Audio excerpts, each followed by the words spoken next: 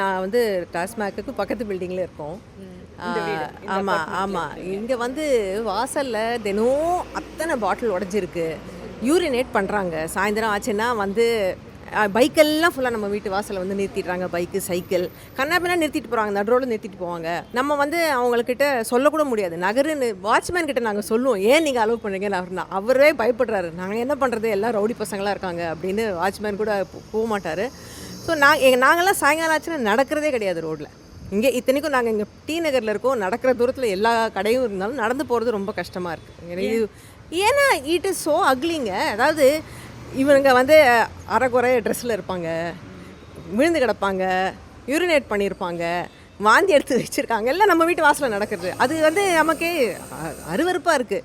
நீங்கள் சொன்னது வந்து நம்ம நிறைய பெட்டிஷன்லாம் போட்டிருக்கோம், எல்லாமே பண்ணியிருக்காங்க. பட் இப்போ தான் ஒரு மீடியா போலீஸ் ஸ்டேஷனில் போய் கம்ப்ளைண்ட் கொடுத்து இல்லைங்க பொலிட்டிக்கல் நம்ம ஊரில் அதெல்லாம் பண்ணால் என்னங்க நடந்திருக்கு. பொலிட்டிக்கலாக கூட நிறைய பேர் சில பேர் ட்ரை பண்ணியிருக்காங்க. எனக்கு இவங்கள தெரியும், அவங்களுக்கு தெரியும், நாங்கள் வந்து சிஎம்கே எடுத்துகிட்டு போகிறோம்லாம் ட்ரை பண்ணியிருக்காங்க. இதுக்கு முன்னாடி இன்னும் முக்கியமான விஷயம், இங்கே வந்து வாங்கிட்டு குடிச்சிட்டு அப்படியே பைக் ஓட்டிட்டு போகிறாங்க. மற்ற இடத்துலலாம் ஹெல்மெட்டுக்கு பிடிக்கிற போலீஸ் இதுக்கு பிடிக்க வேணாமா? ஸோ இங்கே வந்து இப்போ நீங்கள் பாருங்கள், ஒரு போலீஸ்காரங்க இந்த ரோட்டில் கிடையாது. வரவே மாட்டாங்க. எதனால இதுக்கு பின்னாடி யாரும் பெரிய பிக் பர்சன்ஸ் யாரும் இருக்காங்களா? தெரியாதுங்க, அதெல்லாம் நமக்கு தெரியாது.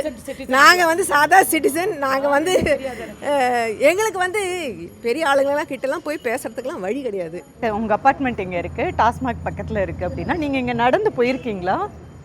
சில டைம் நடந்து போய் தானே ஆகணும். அதை நாங்கள் நடுரோட நடந்து போவோம், ஓரமாக போகவே முடியாது. ஏன்னா ஃபுல்லாக ஒரு பயத்தோடய நடக்க வேண்டும். ஆமாம், அப்படியே மூக்கை வேற மூடிக்கிட்டு அப்படியே மூச்சை பிடிச்சி தான் நடப்போம். ஏன்னா அது ஸ்மெல்லு ஹாரிபிளாக இருக்கும். பட் ஒரு சிட்டிசனாக இந்த அளவுக்கு அட்ஜஸ்ட் பண்ணிட்டு நடக்கணும் அப்படிங்கிறது தேவையில்லை இல்லையா? Water tax, real estate tax, இந்த ப்ராப்பர்ட்டி டேக்ஸு எல்லாம் தானே கட்டுறோம்.